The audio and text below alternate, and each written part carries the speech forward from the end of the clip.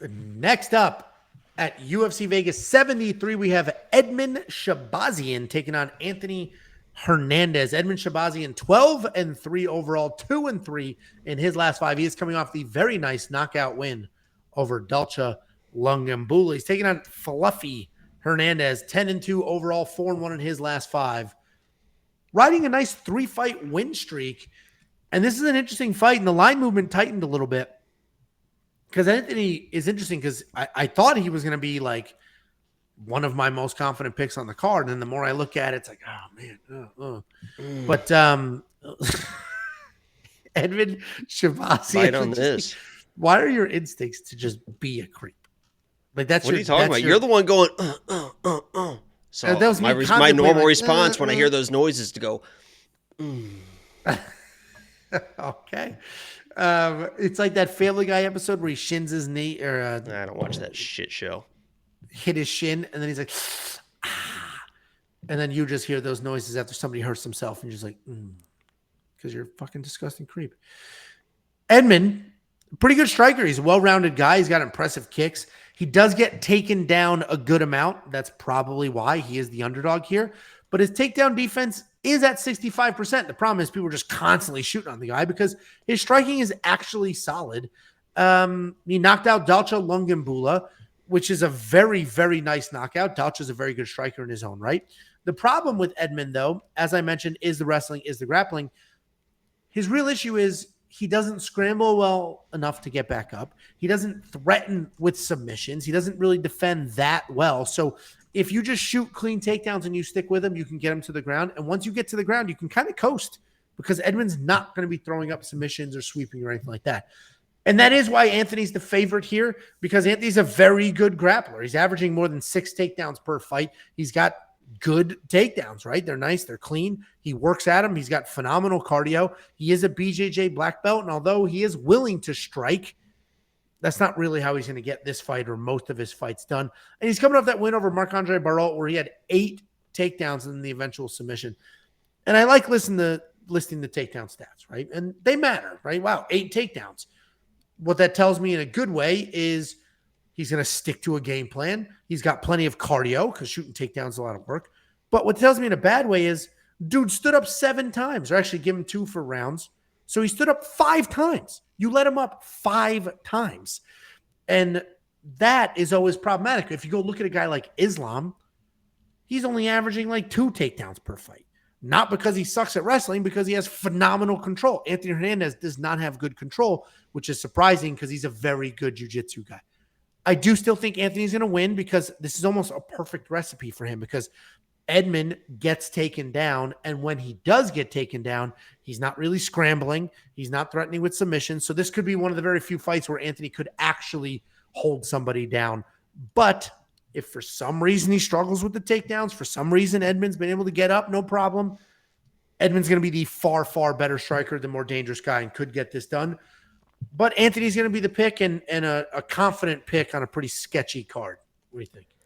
Yeah, I'm not as confident, but I agree he should be able to get it done. I know this is one of those fights I kind of alluded to where it's kind of clashing styles. Obviously, Edmen wants to keep this standing. He wants to keep the range. He wants to strike. And Anthony just kind of wants to blitz and get the takedowns, get the control, and try to work for submissions. You know, he can't keep people down because he just is so aggressive with those submissions. He just will constantly lose positions. He is submission over position. There's no doubt about that. Edmen is a guy that came in young, kind of got beat up early, but you can kind of see the progression in his game. You definitely can see that he is getting better. But as far as being the better striker, which I don't think there's any question that he is the better striker in this matchup, when I'm watching him, and I understand there's a lot of people high on Edmen Lock of the Week. I posted a poll. Edmen had a lot of votes for Lock of the Week. The underdog played this week as one of the most locked underdog plays. I'm just not seeing something that jumps out on film. Yeah, I think he's going to be the better striker, but I don't see incredible speed. I don't see incredible footwork. I don't see incredible power when he throws. I see a very, very good striker and a better striker than Anthony Hernandez, but Anthony is just so resilient with those takedowns and with the grappling exchanges. You kind of need something. You need to have the speed to kind of beat him to the punch. You need to have the power to get the respect, and I just don't see anything when I'm watching Edmen that like pops out where I'm like, oh, wow, he really is good at this.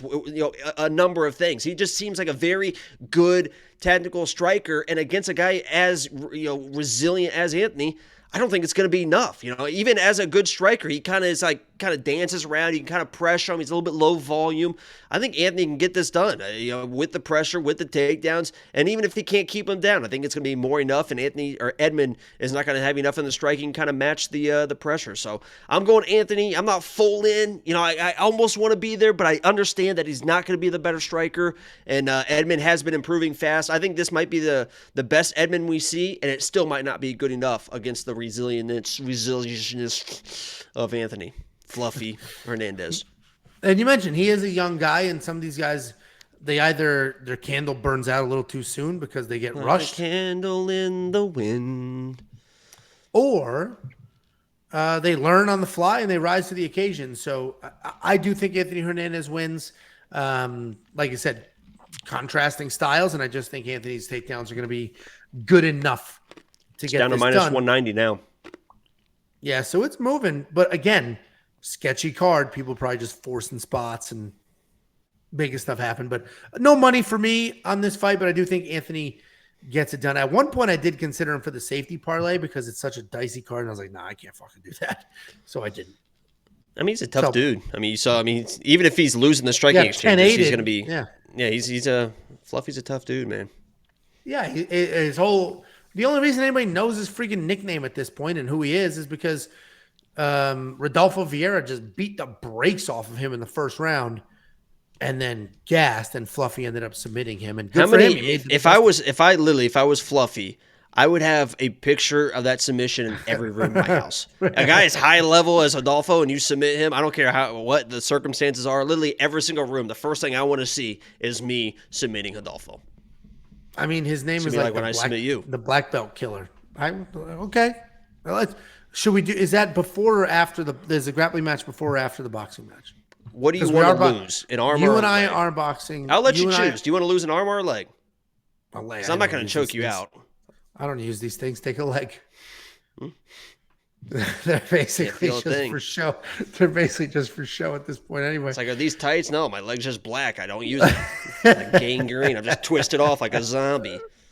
Sat on the toilet too long. This is what it looks like now. What do you want from me? Holy shit. Well, anyway, $6,800 in DraftKings. A lot of you are very, very confident in Edmen. So that's good money. Oh, big yawn there, huh? I'm so fucking tired. Holy shit. We just moved on Monday.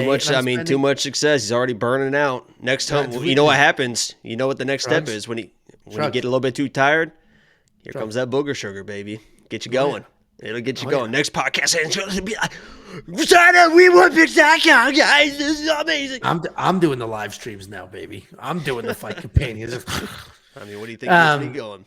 No, we moved on Monday, so I've just been schlepping boxes. Moving again. 10 minutes before this stream, Tiffany was like, can we move this stuff in the playroom? I was like, are you serious? I was like, come on, you got to move a sectional couch 10 minutes before I go live? 5 different backgrounds on during this channel. It's been a wild 2 years. This should be it, though. This should be it forever. I'm excited for you to come over. It's a nice place. Yeah, I don't think I will. Anyway, $6,800 in DraftKings and 94. The problem with this pricing is $9,400 in DraftKings sounds absurd, but when Anthony Hernandez wins, he gets those 8 takedowns, and he scores like a freaking champ. And therefore, if you think Anthony Hernandez wins, he's probably worth your DraftKings lineup. So I will have him in mind. But if you're on the Edmen side, man, $6,800 is incredible value for a guy that just knocked out Dalcha Lungambula. So if you're on that side, it probably makes sense for you. And become a premium member. I mean, even at $6,800, if he wins, I don't think he's gonna finish a guy like Fluffy. I think he's just gonna have to outstrike him, do some damage, and he's kind of low volume, man. Even at $6,800, I mean, he might only score 60, 70 in a win. Yeah.